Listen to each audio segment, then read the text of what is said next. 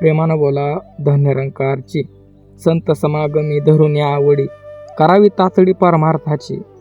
की साधू संतांनी सांगितलं परमार्थ करत असताना काय गडबड करा, कारण हे आयुष्य हे क्षणभंगूर आहे, त्याचा काही भरोसा नाही. कारण एकतर मानवी जन्म फार दुर्लभ आहे. मनुष्य जन्माची महती सांगत असताना 4 वेद 6 शास्त्र 18 पुराण उपनिषद असतील, सर्व ग्रंथांमध्ये सांगितलं 83,99,999 याने फिरून आल्यानंतर शेवटी मानवी देह मिळतो. मानवी देह मिळणं आणि मानवी जन्माचं ध्येय कळणं हे फार महत्त्वाचं आहे. आणि सद्गुरू जीवनात आल्याने मानवी जन्माचं ध्येय कळतं, ते म्हणजे देवाची प्राप्ती करणं. यासाठीच मानवी जन्माचं प्रयोजन आहे.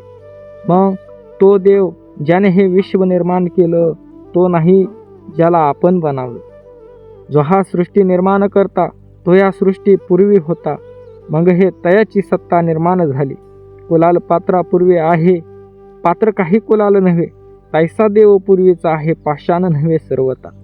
सूर्याचं प्रकाशित होणं असेल, चंद्राची शीतलता असेल, वाऱ्याचं येणं जाणं असेल, ताऱ्यांचं चमकणं असेल, अहो माझं बोलणं आणि तुमचं ऐकणं असेल, हे ज्याच्या सत्तेनं होतं तो देव. मग त्या देवाला जर पाहायचं असेल तर गरज आहे जीवनामध्ये समर्थ सद्गुरू येण्याची. आणि आज वर्तमान युगाला सद्गुरू माता सुदीक्षाजी महाराज निराकाराचं साकार रूप आहे. निर्गुण होता सगुणाशा आला आणि भक्तासाठी हा प्रगटला. ज्या ज्या वेळेस धरतीवरती अधर्म वाढतो त्या वेळेस भगवंत अवतार घेऊन येत असतो. कारण माणसामध्ये प्रेम राहिलं नाही, माणसामध्ये आपलेपणा राहिला नाही, माणसामध्ये जिव्हाळा राहिला नाही. आपण बघतोय आपल्या अवतीभोवती काय काय घडतंय, आपण विचार देखील करू शकत नाही. अशा घटित घटना आपल्या अवतीभोवती घडतायत. आणि मग हे सगळं करत असताना या सगळ्या गोष्टी जर कोण करतंय तर तो फक्त मानवच करतोय. आणि मग हे माणसाला शोभत नाही ना. अनमोल नरदेह मानवाचा जर भेटून माणूस हैवानासारखा वागत असेल तर मग किती माणुसकी खालावली. माणसामध्ये आपलेपणा जिव्हाळा प्रेम राहिलं नाही. आणि मग एक कवी देखील सांगतो, लाभले आयुष्य जितके ते जगावे चांगले, पाऊले चालू पुढे जे थांबले ते संपले. घेतला श्वास जो आता पुन्हा नाला बने, माणसाने माणसाशी माणसा समवागणे. आणि माणूस माणसासोबत माणसासारखं त्या वेळेसच वागू शकतो ज्यावेळेस माणसाला स्वस्वरूपाची प्राप्ती होते की मी कोण आहे. हे शरीर म्हणजे मी नाही, तर शरीर हे एक साधन आहे साध्यापर्यंत पोहोचण्याचं. मी एक आत्मतत्व आहे आणि हे फक्त आणि फक्त ब्रह्मज्ञानानं शक्य आहे. आणि म्हणून तुमच्या सर्वांच्या चरणावरती एक प्रांजळपणे माझी विनंती आहे, अरदास आहे की आता निरंकारी मिशनचा 59वा निरंकारी संत समागम सांगली या पवित्र भूमीमध्ये संपन्न होत आहे.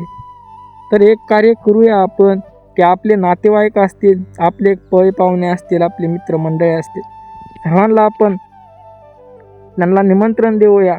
तळमळीने प्रांजळपणाने आपण त्यांना सांगूया की हा निरंकारी संत समागमसाठी आपण चला.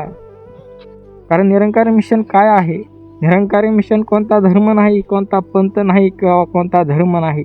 निरंकारी मिशन ही एक आध्यात्मिक चळवळ आहे, एक शुद्ध पारमार्थिक विचारधारा आहे.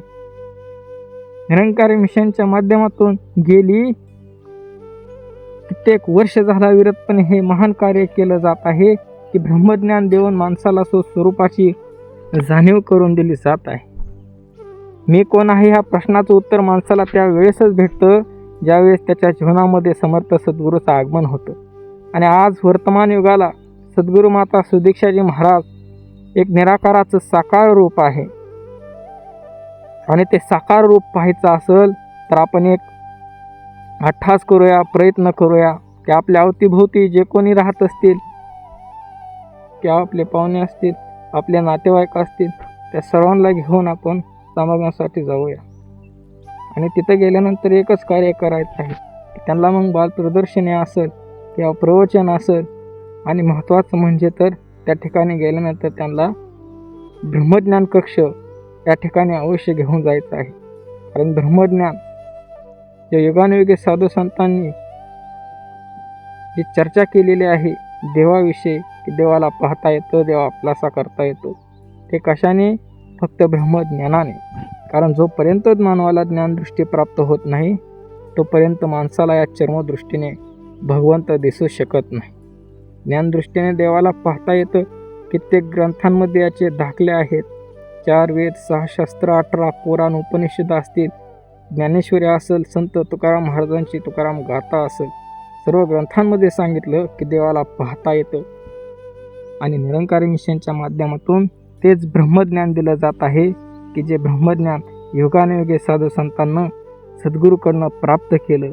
तर एक कार्य करूया आपण, एक आपली जबाबदारी म्हणून, की आपण आपल्या नातेवाईकांना, पाहुण्यांना घेऊन जाऊया आणि त्या ठिकाणी निरंकारी मिशनचा समागम काय असतो हे त्यांना एकदा आपण दाखवूया. त्या ठिकाणची व्यवस्था पाहून, त्या ठिकाणची शांतता पाहून, त्या ठिकाणची वागणूक पाहून नक्कीच आपल्या सोबत येणाऱ्या पाहुण्यांमध्ये, नातेवाईकांमध्ये नक्कीच फरक पडेल.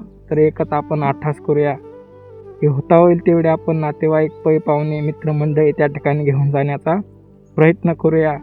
आणि स्वयं निराकाराचं साकार रूप म्हणजे सद्गुरू माता सुदीक्षाजी महाराज त्या ठिकाणी येणार आहेत आणि आपण त्या ठिकाणी त्यांना नेऊन साक्षात भगवंताची ओळख करून देऊया. प्रेमानं बोला. धन्य निरंकार.